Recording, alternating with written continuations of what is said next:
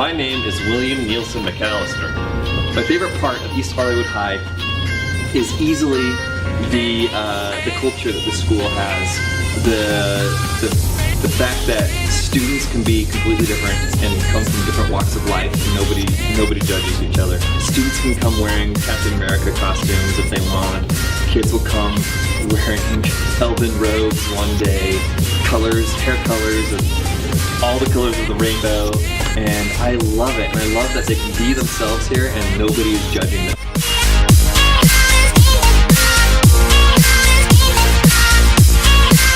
The first day I was here, it was probably my paper interview that I was just talking to kids to get to know them. They were like, "School's haunted, just so you know." And I'm like, every high school is haunted. Every kid says that high school is haunted. Well, one time Josh and I were here, one of the many times when we were finishing Paradise High. We were here all night. That long hall that gets to Josh's room is the scariest of them all. And we step out into the hall and we hear something above us, and it sounded like some device that was waxing the floor or a vacuum. I know that there's tiles upstairs with wax on it, so it either sounded like a wax on the tiles or a vacuum, because some of the rooms are there have carpet.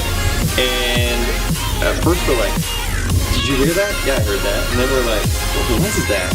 And then at first I'm like, "Man, Jeremy comes in really early. It's 4 a.m. He must be coming in and getting some things cleaned or fixed up." Like at first I didn't think a thing about it. And then I started just feeling this really scared feeling. And Josh and I decided it was time to go. And we left. And when I stepped outside, I wanted to see another car in the parking lot because I wanted to believe that there was somebody here. Because at first I said, "Should we go upstairs and say hi? Should we let them know we're here?" You know? And then Josh and I both just like felt creeped out to the point where we're like, "No, we just gotta get out of here. Let's not even go upstairs and see who it is. Let's just go." And there were no cars in the parking lot but mine. And so we thought, well, that's scary. It's not like somebody could just walk to work. Where our school's located, they have to come in a vehicle. Buses weren't taking people there by then. But it sure did sound like somebody was upstairs. So we took off. We felt creeped out. The next day, Josh was in the office and we started relating the story. And the director of the school and the janitor, who we thought maybe was upstairs, were both like, "Oh yeah, no, it's just the ghost. The benevolent boys." Well, the legend is, and this is true, when I was going to college, I had a roommate, John Winnings. His name was pronounced John Winnings, but we called him Winnings. Great man. And he just sat down and related this story to me that I thought was too amazing to be true. It was a story that happened to his previous roommate. And so the events that take place within the Benevolent Boys are true. But I just thought that is such a cool story, it needs to be made into a movie. I took the concept and changed it as the script kept changing and morphing as I wrote it.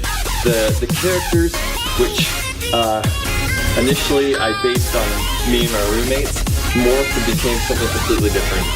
The name stayed intact because of just the memory of writing it when I was there with them. I wanted to keep the names, but the characters are not at all the same. And they're high school students now. It just felt right to me that it was set in high school with some revisions. And it just became a thing of its own. So when you watch the movie, it's going to feel very stylized.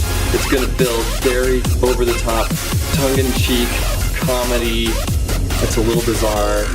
They say funny things. The way they talk isn't like how people talk. It's become this really fictionalized world, but the means in which they decide to fight the evil they see in the world, because it's a story of vigilantes, is based on a true experience. That's what the Benevolent Boys came to do.